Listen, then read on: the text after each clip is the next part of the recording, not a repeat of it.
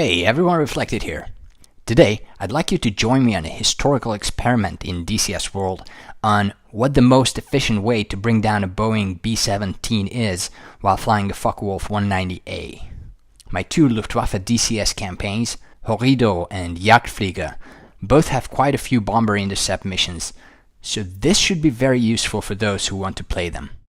One of the most decisive battles of World War II took place in the skies over Germany and occupied countries, when the 8th and 15th Air Forces conducted daylight strategic bombing raids, joined by the RAF at night.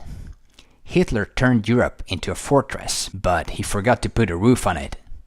Larger and larger formations of these four motors showed up in the skies, and the German Luftwaffe tried everything to bring them down, but it was no easy task. Let's see why. So here's a group of 36 B-17s, a typical formation for 1944. Several of these groups would follow 3 to 4 miles apart, often making up 1,000 planes in total. The group is made of 3 squadrons, a lead, a high, and a low squadron. Each squadron has 4 elements of 3 bombers. Each bomber has a crew of 10 and 13 50 cal machine guns sticking out in all directions. That's 486 machine guns per group. A formidable firepower against me in this Focke-Wulf 190A, a single-seat radial engine fighter of the German Luftwaffe. It has 2 13mm MG-131 machine guns on the engine cowling. That's roughly the equivalent of the 50 cal on the bombers, and 4 20mm MG-151 cannons in the wings. Now these weren't only firing bullets that tore through their target, no. These were high explosive Minengeschosspatronen filled with 18 grams of explosive. Traveling at Mach 2.3, they exploded on impact with the force of approximately 1/3 of a hand grenade, throwing a bunch of shrapnel and fragments around, making a lot of damage. When somebody put up an advertising poster at an 8th Air Force bomber base that said, "Who's afraid of the big Focke-Wulf?" soon after a paper was pinned below it that said, "Sign here." The entire bomb group signed. These experiments are quite sterile. Normally, attacks were carried out by swarms of 4 fighters, or at least a rote of 2 fighters, doing more damage and dividing the attention of the gunners. Also, by 1944, the appearance of the P-51 Mustang also made a big difference, as it could escort the big boys all the way to the target and back, and if Luftwaffe fighters lingered around for too long, they risked being shot down. Let's start with the most basic and straightforward attack, from behind. The closure is minimal. I'll have plenty of time to aim at a steady target. What could go wrong? Let's see. As you see, it's not so easy to aim. 36 bombers leave behind a hell of a turbulent air mass, and my Focke-Wulf is not a steady gun platform anymore. Also, I'm way outgunned, and although I managed to score some hits and set a fuel tank on fire, I got hit several times and my aircraft looks like Swiss cheese. If I fire from too far away, I don't hit anything, and if I get close enough, it's suicide. After the initial encounters in the late summer of 1942, Luftwaffe fighters quickly realized they needed to fly smarter, and attacking an intact bomber formation like this from behind was forbidden. Okay, how do we stay out of the gunner's range? Let's use rockets. My 190 is armed with 2 Werfergranate 21s. This'll teach them. Like many ideas, it looked good on paper, but in practice it didn't work too well. First of all, aiming is extremely difficult. The rockets are launched at an upward angle and eventually they would arc down and explode, but exactly when and where, that's next to impossible to tell. It's more a question of luck than skill.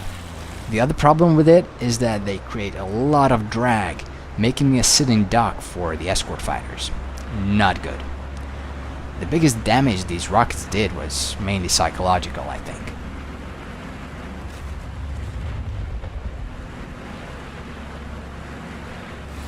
Okay, let's fly over the bomber formation and bomb them from above. Don't laugh, the Germans actually tried this, but with even less success than the rockets. The bombs refused to explode at a given altitude or after a few seconds, I'm not sure, but as you see, it's incredibly difficult to bomb something that's flying below you and you cannot see. Very hard to aim, and my bomb just falls through the formation. It may or may not have exploded at the correct altitude, possibly doing some sort of damage, I don't know. But these attacks are very time consuming to set up. You are slowed down by the huge bomb flying straight and level above the bombers. I'm sure you couldn't pull this off in 1944-45 with all the escort fighters around. Okay, so we gotta get closer, but also make sure we don't get hit. How do we make ourselves a difficult target? The next tactic was widely used by the Luftwaffe, especially late in the war by Me-163 and 262 jets. You'll see why. So we dive down behind the formation, gathering a lot of speed. We are relatively safe, it's quite hard for them to hit us. Then, when we get low enough to be outside of the firing cone of the tail gunners, we pull up and shoot. The ball turret gunners can still hit us though. I scored a hit there, but it was very difficult to aim and calculate the proper lead. Let's reset for another attack.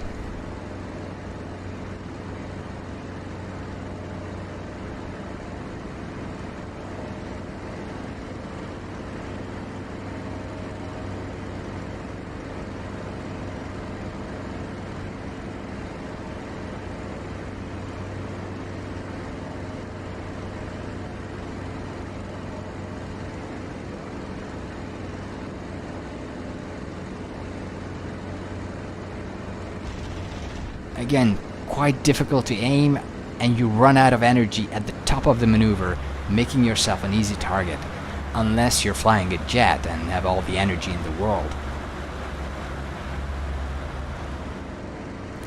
Let's try something safer. The next attack was very commonly used in World War II. We start on the side, turn in, then fly a parabolic intercept curve.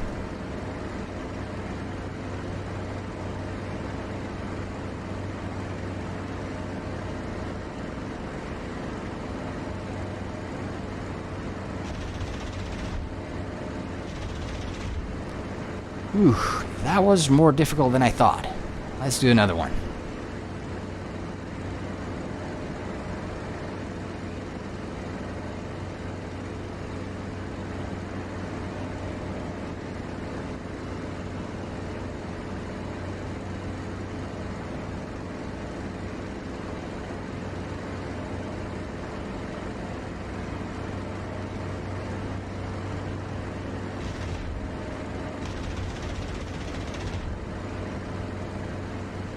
Okay, the problem is that I need to do a lot of math here. If I aim too far behind the bombers, then I end up straightening out at the final seconds and I find myself in a rear attack, which is suicidal. If not, however, I can't aim properly as my target is under my nose. It's probably the safest way to attack, both for the fighters and for the bombers too. Everybody lives to fight another day. I really need more practice. Luftwaffe fighters soon figured out that the best way to attack was from the front. On the older E and F model B-17s, there were only two 303 caliber machine guns pointing forward. Later, two Chin 50s were added on G models like these. Plus the top turret and bow turret with two 50s each if you came in from slightly below or above. Ideally, you need to attack from the front and slightly above. This way you can hit the nose and the cockpit, disabling the bombardier or the pilots, and if you miss, you can still hit an engine or ignite a wing fuel tank. The problem with this is that the closure speed is over 500 miles per hour, and you have a very short amount of time to aim. You even risk hitting the bomber head on if you get too target fixated. But hey, go big or go home, right? Bam! The nose of that fortress really lit up, look at all the damage. The Plaxi nose is completely destroyed.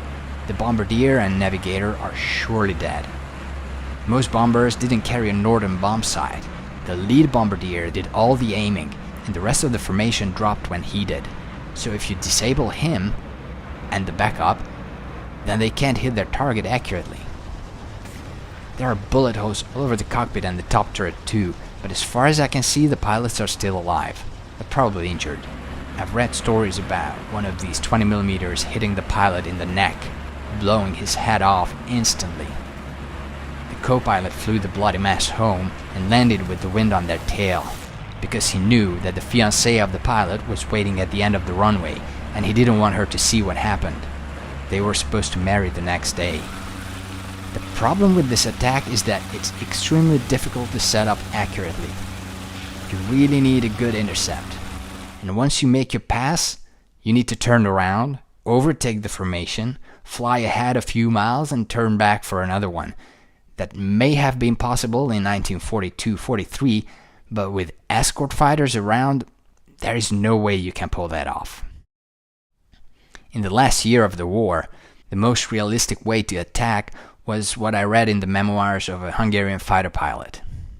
Imagine you go up against 800 bombers escorted by 500 fighters, and you're a part of a formation of 28 Messerschmitt 109s. Some odds. So they would just slice through the bomber formation from whichever direction they managed to intercept them, firing all the way, hoping they wouldn't get hit or smash into a bomber. Then, by the time they popped out on the other side, each fighter had 5 or 6 Mustangs or Lightnings on that tail, so all they could do was to split ass and get into the weeds, dance on the rudder pedals, hoping the escort fighters would get bored chasing them or low on fuel and get back to the bombers on their way home to Foggia, Italy. If they survived, they could go up again and repeat the performance the next day.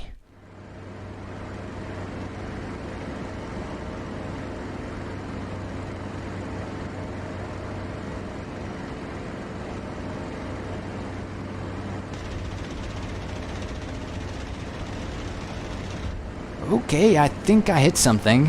Anyhow, I'm still alive, so let's get out of here.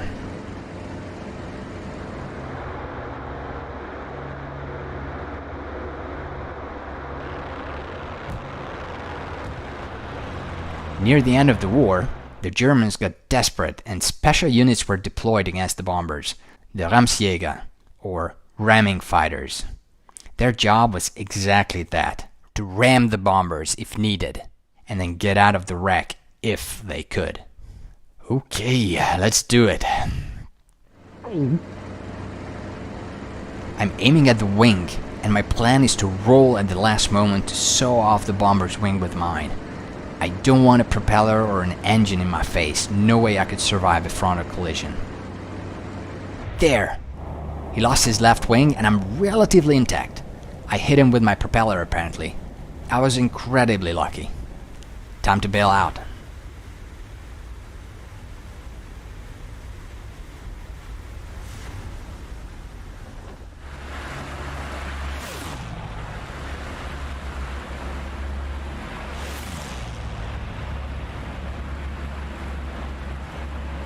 The bomber is spinning down, missing half a wing, and the poor crew is doomed. It's extremely difficult for the crew members to put on their parachutes and bail out while they're pinned down by such centrifugal forces.